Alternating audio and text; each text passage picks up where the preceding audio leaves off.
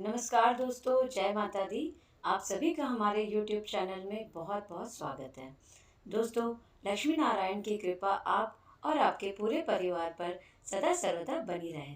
लक्ष्मी नारायण आपकी सभी मनोकामनाओं को पूर्ण करें। दोस्तों, आज हम सुनेंगे आमल की एकादशी की व्रत कथा। आमल की एकादशी को आमला एकादशी भी कहते हैं। उस दिन रंग भरी एकादशी भी मनाई जाती है। यह एक ऐसा दिन है जब इस एकादशी को भगवान विष्णु के अलावा भगवान शिव और माता पार्वती की पूजा की जाती है। पंचांग के अनुसार आमल की एकादशी का व्रत फागुन माह के शुक्ल पक्ष की एकादशी तिथि को मनाया जाता है। उस दिन व्रत रखते हैं और भगवान विष्णु की पूजा करते हैं। हालांकि उस दिन वाराणसी में रंग भरी एकादशी मनाई जाती है, जहां बाबा विश्वनाथ और माता गौरी को पूजा में गुलाल अर्पित किया जाता है। आमल की एकादशी का उपवास रखने से सभी पापों का नाश हो जाता है, साथ ही भगवान विष्णु का आशीर्वाद मिलता है। ऐसा माना जाता है कि इस दिन भगवान विष्णु को आंवले का फल चढ़ाने से अच्छे स्वास्थ्य, धन और समृद्धि की प्राप्ति होती है। ऐसे में जो लोग जीवन में कई सारी मुश्किलों से परेशान हैं, उन्हें इस दिन का उपवास जरूर करना चाहिए। सनातन धर्म में आमल की एकादशी बेहद शुभ मानी जाती है। यह पर्व शुक्ल पक्ष के 11वें दिन मनाया जाता है। धार्मिक मान्यताओं के अनुसार यह दिन भगवान विष्णु और माँ लक्ष्मी की पूजा के लिए समर्पित है। ऐसा कहा जाता है कि इस दिन श्री हरि की पूजा भाव के साथ करने से मन चाहा वरदान मिलता है और साथ ही घर में सुख शांति का वास रहता है। दोस्तों, अब हम जानेंगे कि आमल की एकादशी का शुभ मुहूर्त कब है। इस बार फागुन माह के शुक्ल पक्ष की एकादशी तिथि 20 मार्च बुधवार को 12:21 पर शुरू होगी। इस तिथि का समापन 21 मार्च को 2:22 पर होगा। उदया तिथि के आधार पर आमल की एकादशी का व्रत 20 मार्च बुधवार के दिन रखा जाएगा। रंग भरी एकादशी भी 20 मार्च को है। दोस्तों, अब हम जानेंगे कि आमल की एकादशी का क्या महत्व है। आमल की एकादशी के दिन भगवान विष्णु और आंवले के वृक्ष की पूजा करते हैं। भोग में श्री हरि को आंवला अर्पित करते हैं।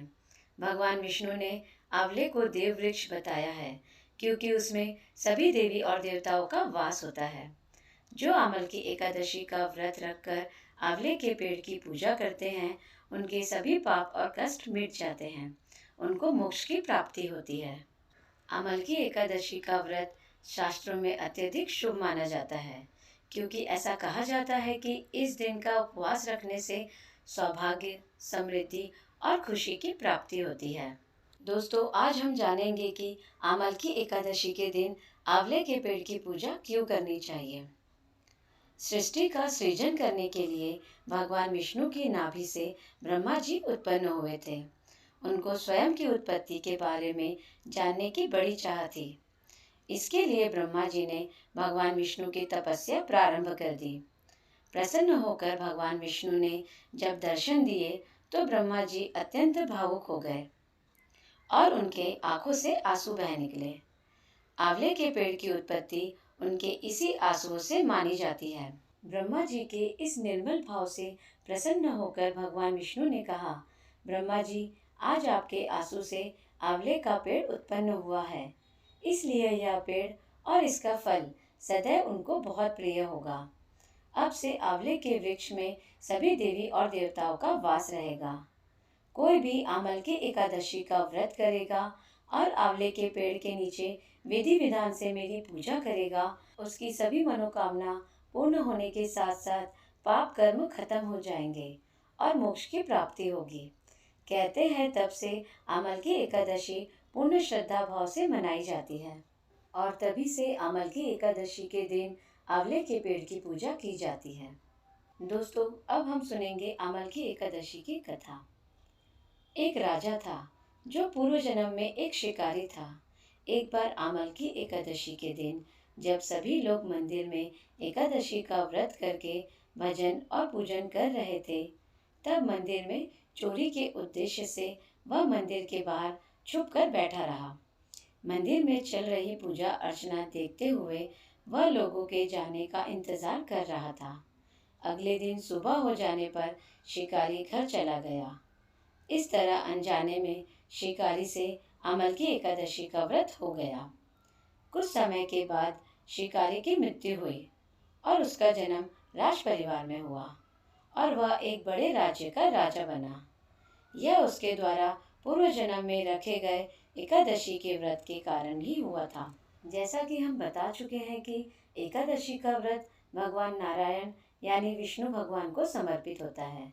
चाहे कोई सी भी एकादशी हो, इस दिन विष्णु सहस्त्र नाम का पाठ अत्यंत लाभकारी सिद्ध होता है और विष्णु भगवान के किसी भी मंत्र की एक माला यानी 108 बार जाप कर लें, उन्हें पुण्य की प्राप्ति होती है।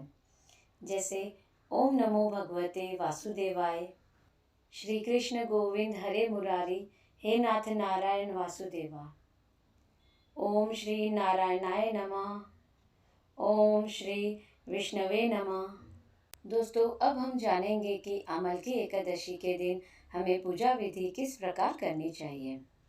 एकादशी के दिन भक्त सूर्योदय के समय उठते हैं और स्नान आदि से निवृत्त होकर भगवान विष्णु और पवित्र आंवले के पेड़ की पूजा करते हैं। इस दिन मोक्ष प्राप्त करने के उद्देश्य से तिल और सिक्कों के साथ एक संकल्प लिया जाता है। भगवान विष्णु की पूजा करने के बाद भक्त आंवले के पेड़ की पूजा करते हैं। वे पवित्र वृक्ष पर जल, चंदन, रोली, चावल, फूल और अगरबत्ती चढ़ाते हैं और नैवेद्य अर्पित करें।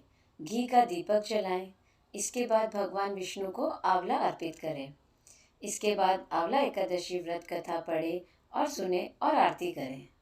द्वादशी को स्नान और पूजन के बाद किसी ब्राह्मण को भोजन कराएं और उसे सामर्थ्य के अनुसार दान दें।